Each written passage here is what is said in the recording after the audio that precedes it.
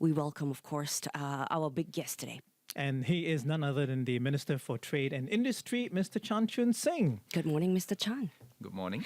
And we wanted you to start by being our weather reporter on the way in. So I was wondering whether it was still raining. Are you able to tell us? Yes, it was raining when I came in. It was still drizzling, right?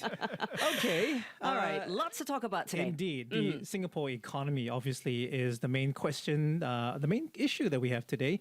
We know it posted its slowest growth in nearly a decade during the first 3 months of 2019. You spoke of headwinds because of the damaging trade spat between the US and China, with Singapore's outward-looking sectors bearing the brunt, but also because of a slowing global economy. And then we talked about the exports as well. Yeah, they continue to lag, don't they? Singapore's NODX numbers down 15.9% in May. So, amid this backdrop that you mentioned yesterday in Parliament, we'd like you to expand a little more on some of these factors. Mr. Chun Sing, welcome. Yes. Let's begin with the GDP numbers. Okay, we know about the first quarter GDP number, 1.2%. We know that estimates from Bloomberg say the Q2 advanced number is going to be about 1%. So it's going to drop. And we also know from what you said yesterday that you may review the official growth forecast of 1.5 to 2.5% sometime next month. So if you can take us through the numbers that we have and, whether we should be concerned and what exactly we should be doing to ensure that these numbers don't go down further. There are always challenges and opportunities at any point in time. Maybe we go through some of the challenges and I elaborate on what I mentioned in Parliament yesterday. There are essentially three sets of challenges. I think yesterday in Parliament, we covered the first, which essentially talks about the external environment, the US-China trade tensions, the Brexit, and some of the uncertainties in the regional economy. But I think we must not forget there are two other set of challenges. The second being our own domestic issues that are longer term, and this includes our manpower constraint, our ability to help our firms to transform and seize the opportunities in the international market. Then there's a third set of challenge that we have to be cognizant of, and that has to do with the fate of the global trading system. Because on that international front, there are a lot of pressures by different countries trying to institute a minimum effective tax rate. There are people talking about putting carbon caps, which will all have implications on our economy. But despite all this, I think we see some challenges, and yet at the same time, we see some opportunities. And I think we will do well to focus on our own fundamentals to make sure that we are in this for the long haul. All right. When it comes down to jobs, bonuses, salaries, in a nutshell, all these headwinds that you've just, mentioned to us, what does this mean? Well, it means that while there are some headwinds, it doesn't mean that the headwinds affect every sector evenly. In fact, even at the current moment, some sectors are a bit slower, but there are some sectors that are still doing well. For example, those sectors that depend much more on exports, they tend to see a slowdown because of the slowdown in the markets in China and elsewhere. But there are also some other sectors that are doing relatively well. For example, the healthcare sector, the education sector. So we are likely to see a bit of an unevenness across the economy. Okay, let me ask you about the labor market. You talked about a bit of resilience there. Employment continued to increase in the first quarter, while unemployment stayed low at 2.2%. Are you confident that despite the headwinds that you've mentioned, that this will continue to stay resilient going ahead? My concerns are actually on two fronts. One has to do with the numbers. Second has to do with the quality of the job. And the second one is more important. On the macro front, I think the numbers so far have held steady. And I think that we may see some slight change in that. But overall, I think we are in pretty good state. But more importantly, over the short to medium term, we want to look at the quality of jobs that Singaporeans have. In Singapore, we always have more jobs than the number of adult working Singaporeans. We have about more than 3.5 million jobs for about 2.3 million Singaporeans working. So it's not just about the number of jobs, it is about whether the Singaporeans can get the job that they desire. Okay.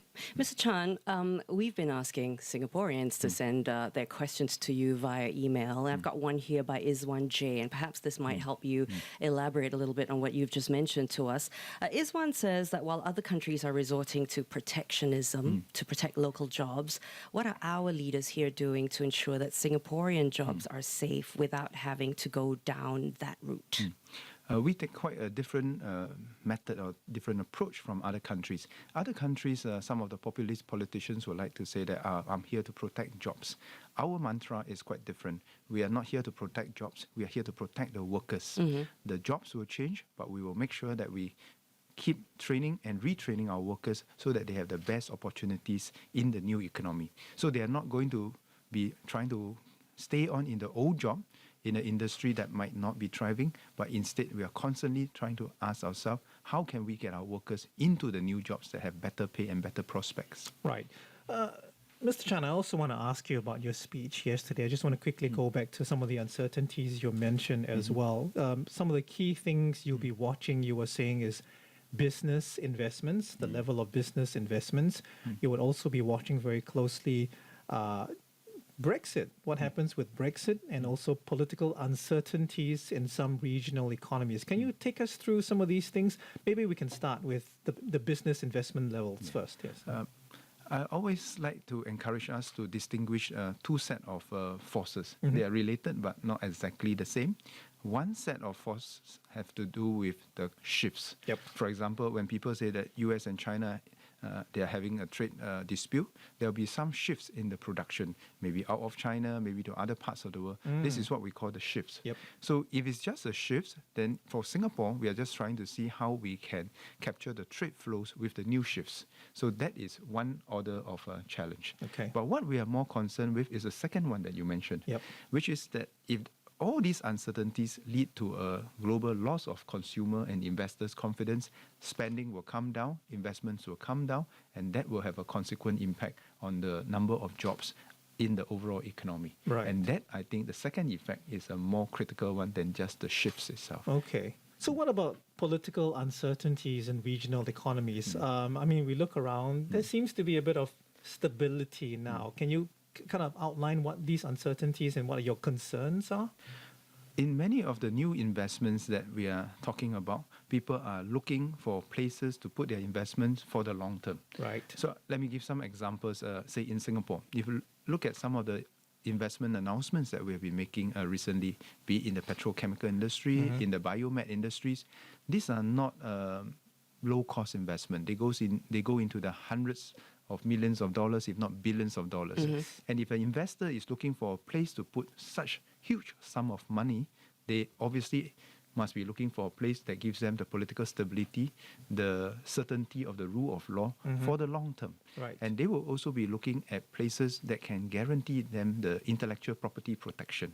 So these are the areas that paradoxically people are attracted to Singapore because of our stability, our rule of law, and our intellectual property protection. Industry. Shall we pick up on the fundamentals of our economy that we can be confident in? So you've mentioned that we've got to be prepared for uncertainty. You mentioned training quite a bit a couple of moments ago. But there are a lot of businesses and people who don't know what lies ahead. There's a lot of uncertainty. What do we do now when events are possibly going to be beyond our control, Mr. Chan? I think this is where government, businesses and workers, we all have to play our parts together. On the part of the government, we have to make sure that our rules are progressive, we have a stable regime, we have the rule of law so that we can attract the investments who wants to be here for the long haul. On the business side, they also have to do something because they have to keep constantly exploring new products, new markets, especially where there's greater protectionist pressures all around them. So it is not about being held ransom by one market, but constantly looking for new opportunities, new product lines. Now for the workers themselves, they also have to keep working with the companies to see how they can upgrade their skills. So let me give an example of how these three parts come together. Last week I was at GlaxoSmithKline, GSK as we call them. They have just put another more than $100 million of investment in Singapore. Yep. So I was very interested and asked them, I said, oh, what makes you want to come to Singapore to produce these new cancer drugs? Why don't you go somewhere else? What's the thing that distinguishes Singapore from the rest of the competition? Right. And so they were very frank. They say that, this kind of new drugs is what we call not a very high volume of production, but very sophisticated production. And they need a place whereby they can trust to put their IP here. They need a place whereby the teams of engineers, both chemical engineers, medicine and legal people, can work as a team to produce the drugs and produce the machines that produce the drugs. So they, after putting a couple of $100 million here, they are looking for a return in maybe 5, 10, 15 years. These are not short-term investment. Right. Yeah. And because of this, they chose Singapore. Okay. But they mentioned something quite interesting. They say that when I walked around the company, I saw many of these new machines. So I asked them, where did all these new machines come in? Who produced all these new machines? Because I was afraid that we are just beholden to somebody else bringing in the machines. Yeah. So they told me that no, all these machines that's producing these new cancer drugs, they were all produced and designed by the local team Oh, really? In Singapore? in Singapore. Based in bravo. Singapore. I was Wow. very impressed. I was like, wow, I didn't even know that we have such a talent in Singapore. And these are Singaporeans working with some foreigners Yeah. in a very tightly integrated team. Right. I mean, really top-notch talent. And the kind of equipment that they produce in Singapore will be used by the GSK facilities elsewhere in different parts of the world. So you see, this is the kind of advantage that we have.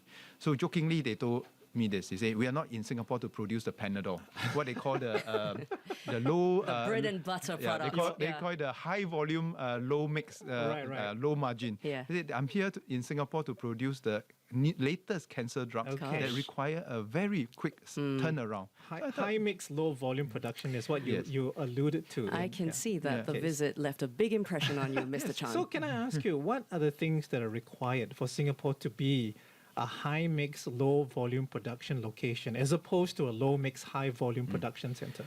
So I think in such production model, trust, quality standards are very important.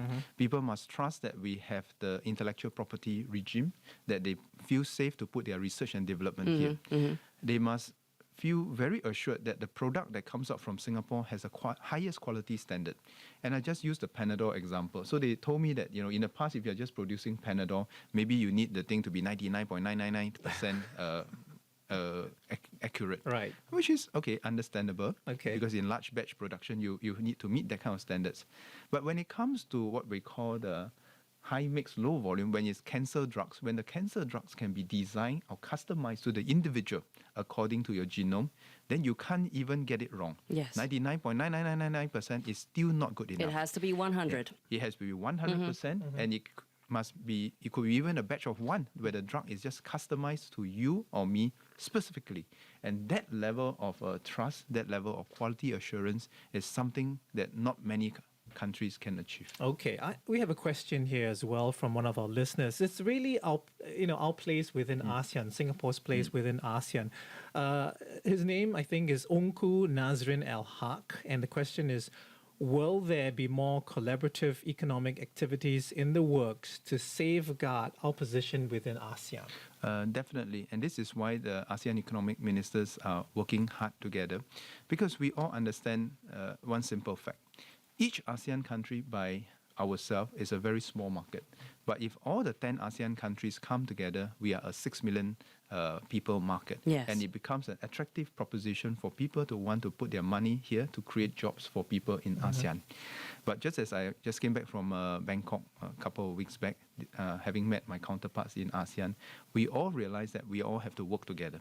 We all have to work together to bring down the tariff and non-tariff barriers to make ourselves a much more attractive investor destination. Yeah. So let's talk about opportunities for businesses, Mr. Chan. The government wants companies to venture into new emerging markets. We've talked ASEAN, but let's go a little beyond that. How will the government help in the internationalization of our companies, and what does that really mean for companies here? That means that we do two things. First, we go and negotiate with people to make sure that they bring down the tariffs against the Singapore goods. They Right. bring down the non-tariff barriers so that our companies have more opportunities. So FTAs and that sort of agreements, Yeah. trade deal agreements, Yes. right? Okay. So, for example, at this point in time, over 90% of our trade would be covered by the existing FTAs, which means that 90% or more of our products would have a slight advantage compared to our competitors when they go into some of these markets. Okay. And it's very important to make sure that we look at not just the tariff barriers, but the non-tariff barriers, which means the rules that our companies have to abide by. And we are working to make sure that all these other economies will also accept the standards that Singapore have set for ourselves. Okay. Otherwise, our companies will have to spend a lot more money to try and get into those markets to change their products. And localize them. And localize Right, them. right. Okay. And some of these are what we call non-tariff barriers. Now, the other part that Enterprise Singapore is working very hard is to make sure that we group our companies together so they go overseas together and if you like to hunt as a pack as they always call it, Yeah. or at least not to pay the same tuition fees over and over again, whereby lessons learned can be shared with everybody. Yes. And this is ongoing work and that we want to help our companies work together, leverage on each other's strength, and really go there as a team Singapore, as with the Singapore brand. Mr. Chan, there was a time when I remember, one comment was that Singapore companies and Singaporeans go into the region and they act like upstarts, and not everyone's happy about that. Have we managed to overcome that? Are we more of a respected partner? Oh, you mean in these terms of days? our reputation? Yeah. I'm not sure whether that is a correct characterization of the companies, but I do know the companies who work very hard overseas, they always try very hard to understand the local context. Right. But I'm seeing a very encouraging sign among some of the newer companies and the startup companies. So I'll just give an example. Okay. I was talking to Grab, the Grab that we are so Exciting familiar company, with. yeah. Yes. It's both a digital company and it's a regional company. Yep. And the founders told me that from day one, they never saw themselves just as a Singapore company or a Malaysian company. Right. They saw themselves as an ASEAN company. Right. Which meant that they had a mindset that they want to penetrate all the 10 ASEAN markets, and they must have that kind of DNA or the kind of instincts to approach it there. And it's interesting for something like Grab, which is also an icon of the digital economy. If they had only stayed in Singapore, they would have been constrained by our size, our geographical location. But with the digital economy, they have transcended our size and our geographical location, reaching out to different markets, allowing them to produce many more products and services that caters to the ASEAN-wide market, Right. which might not have come about if they have just stayed in one particular market. Okay. You talked about this a little bit earlier, Mr. Chan, about the need for us to constantly refresh our offerings to businesses and investors and seize new opportunities. Like, I guess Grab is a good example. Yeah. But where are the other new niches that you see? Obviously, we were talking about now we're no longer a factory anymore. We've never been that actually for a long time already. So where are the new areas for us? Precision manufacturing is one. So just to give you another example of another company I've just visited some time back. So they were in the mold business, to make the mold for the plastic injection to come on. And at first I was like, what's so impressive about the mold building business, you see. Yeah. But they were so impressive because of the precision that they were able to achieve. So they gave me a mold, which was a little Malayan fitting into the mold. And they asked me to take out the little Malayan thing, put it in my hand for 5 seconds, and he tried to put it back into the mold. It couldn't fit. Oh, I said, wow, why couldn't it fit? did it expand or something? Yeah, because it's expanded by that much. Because their precision level is down to 5 microns. The human hair is about 75 microns. So this is so fine. And apparently, they bought the machine from overseas, but they are able to have a workforce that can work the machine to such a level of precision that now they are producing molds for the making of the camera lenses all across the world. Wow. So once again, I thought, well, so is this a big business? Then he asked me, how many phones do you think the world buys in a year?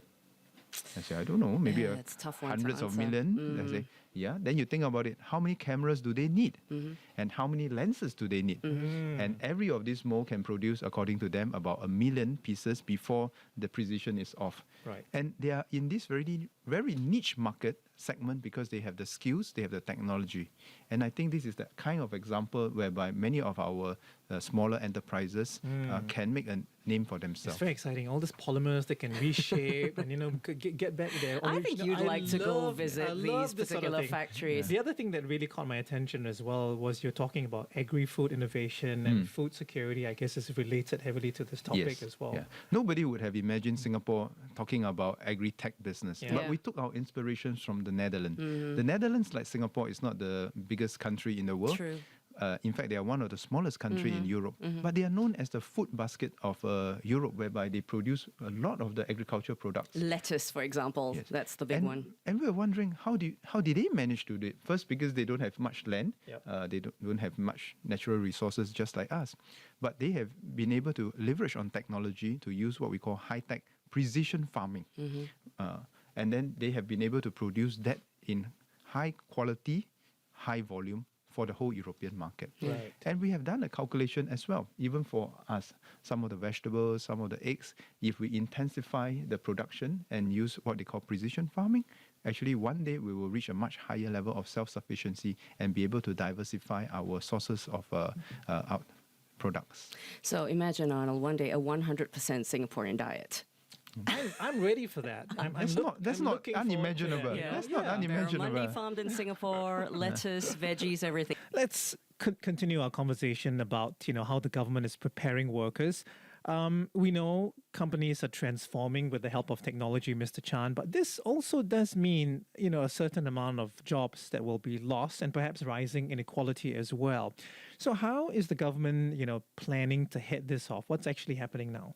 Actually, for every job that is displaced by technology, new jobs are being created. Okay. So I just give two examples. I don't know whether you have been visiting the banks recently. Probably most of us don't visit the banks anymore. nowadays. It's all digital now. Definitely not to deposit cash or to withdraw cash. So what happens to all the bank tellers that were ubiquitous in the banking industry? It'll be interesting to go and visit the bank now, because many of the previous bank tellers, the aunties, uncles who have been helping us with the deposit, now they are called customer relations officers. Yes. Okay. They cross-sell products from Right. insurance to wealth management products.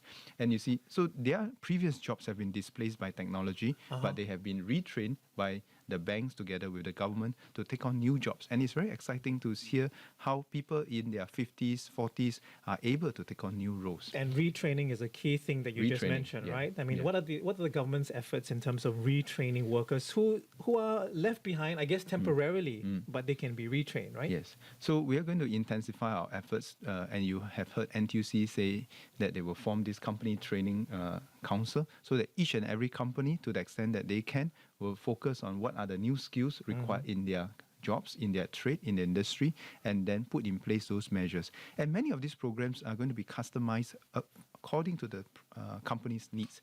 So for another example would be PSA International.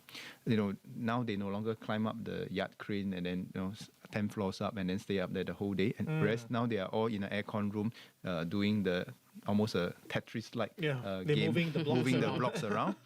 But it requires a lot of training. It requires Yes. a new True. kind of instincts.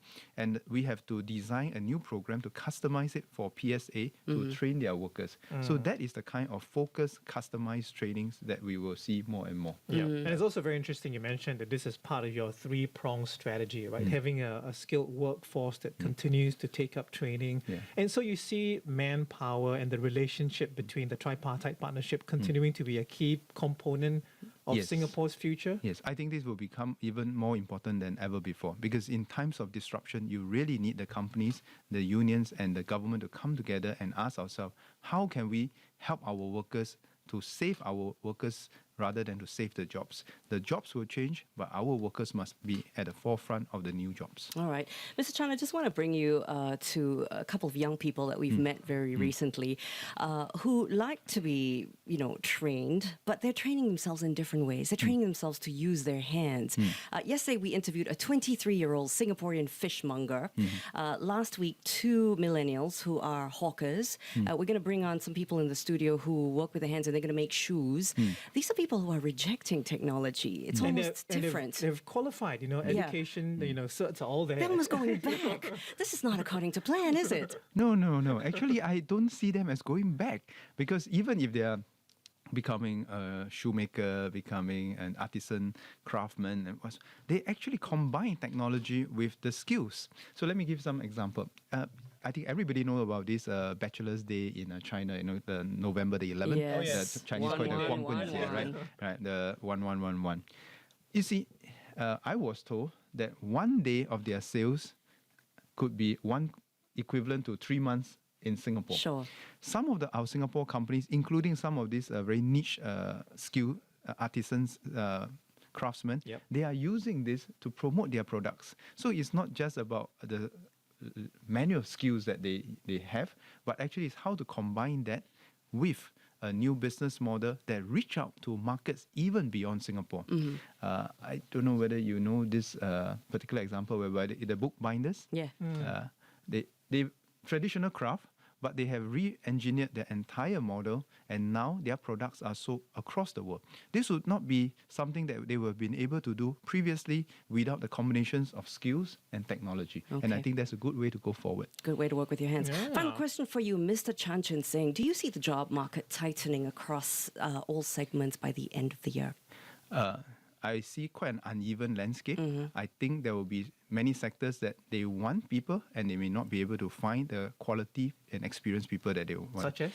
For example, in the IT industry, in the AI industry, in the digital media industry, I think there will be a shortage of people because this is a worldwide issue. But on the other hand, there will be some people that might be displaced and required to be retrained. For example, in the conventional retail sector, where many of you, many of us are guilty of buying things on the internet and we go less to the brick and mortar shops. So I think there will be some change. But I think we must be confident that for every job displaced by technology, there will be one, if not more jobs created by the same technology. Right. The retail sector is a very good example. What goes down on the brick and mortar stores in terms of sales goes up on the internet in terms of sales. And when the internet sales go up, we need new people to run the logistics, the accounting behind the scenes, the computer software. Right. So many new jobs can be created. But the challenge is how do we help our workers transit from the current jobs into those new jobs by retraining them as fast as possible, just as what we have done in the banking industry to retool all our tellers, our previous bank tellers, into the customer relations officers at this point in time. Okay, I have a final question. I know you're running out of time. You've got to go somewhere else. We know the 4G team, which you're part of, is going to be very open-minded and consultative. How do you, explain to Singapore, how are you doing it, explaining to Singaporeans what you've just tried to explain to us? Is it a big challenge, or are you relishing the challenge and enjoying every minute of it? I think Singaporeans are very intelligent. And if you trust them with the information and trust them that once having understood the information, the considerations, they pretty much comes to the conclusions that we all come to. Okay. I'm going to say this, and maybe Mr. Chan won't like this, but he came from the same division I was at. And he was such a people commander. They loved him. I can say, that... I can see you enjoy sitting next to him, Arnold. They would have died for him, literally. Okay. So that's helping you, obviously, now, Mr. Chan. Mr. Chun Sing, Trade and Industry Minister, thank you for being with us here on Thank you, Yasmin. Thank you, Anna. CNA938. Have a great day. Have a great day, everyone. Thank you.